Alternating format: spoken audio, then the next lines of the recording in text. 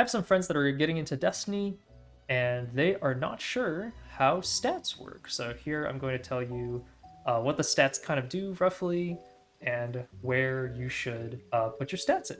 The top 3 stats are all tied to class ability cooldowns for the different classes. The bottom 3 stats are tied to other cooldowns that are more universal. If you're a hunter, this reduces your class ability cooldown. And the game claims it increases your movement speed and maximum jump height.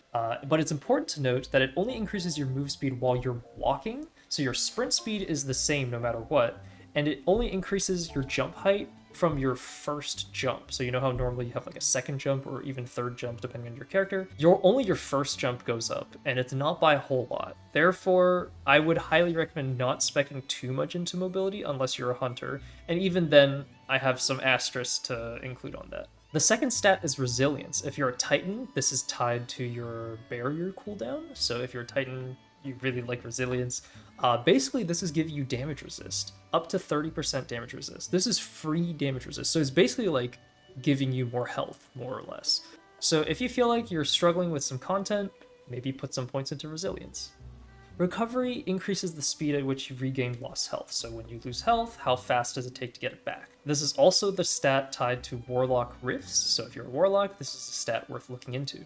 Discipline reduces your grenade cooldown. Intellect decreases your super cooldown. And Strength reduces your melee ability cooldown. Cool. With that out of the way, let's talk about where your stats should be going.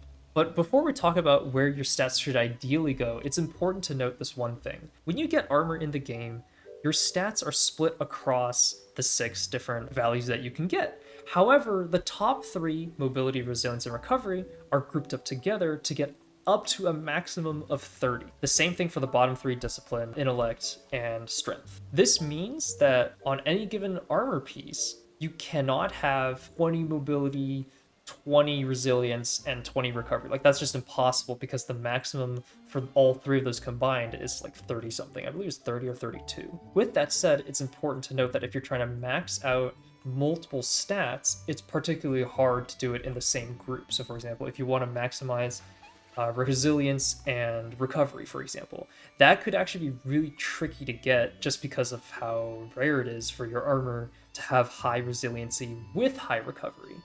Starting out early on, it'll be very difficult to max out multiple stats in the same group, so what stats should you prioritize amongst mobility, resilience, and recovery, group 1, and then also discipline, intellect, and strength, group 2. Between those 2 groups, which ones should you be prioritizing in each group? In group 1, I highly recommend boosting up resilience, regardless of whether you play Titan or not. It benefits Titans the most, but I think even if you play a Hunter or Warlock, I firmly believe you should put your points into resilience, especially if you feel like you are struggling health-wise.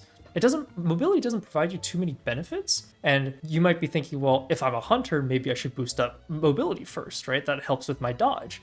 The thing is that there are so many mods and subclass fragments and things like that that help you get class ability energy that the difference your mobility makes is starting to become more and more minimal. Like, does it help? Yes, it absolutely does. But is it as much a priority as having more health?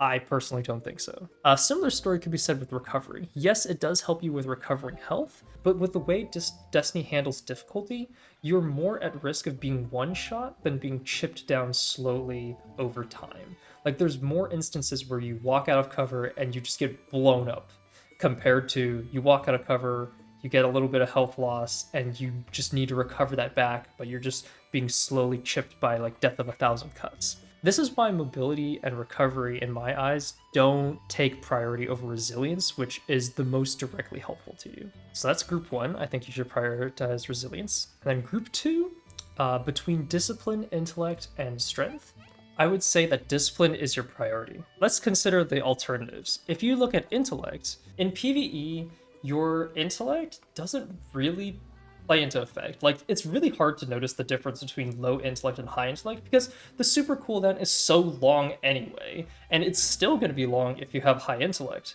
Now, it depends on the build, of course. If you have a build that relies on your super coming back, for example, Orpheus Rig Hunter, where you're trying to lay down your tether arrow over and over, then I would say, yeah, in that case, maybe high intellect is worth it. But in most cases, discipline is more noticeable. Similarly, strength is very case by case basis. For example, if you're playing Sunbracer Warlock, where you're really relying on your melee cooldown, it might be nice to have high strength in case you don't get enough melee energy coming back from doing other stuff. So it could be nice to just have that passively there. But in most cases, I've found that it's very safe to just have high discipline. In conclusion, I think Group 1 resoundingly, you want high resilience if you want to be like optimal about it.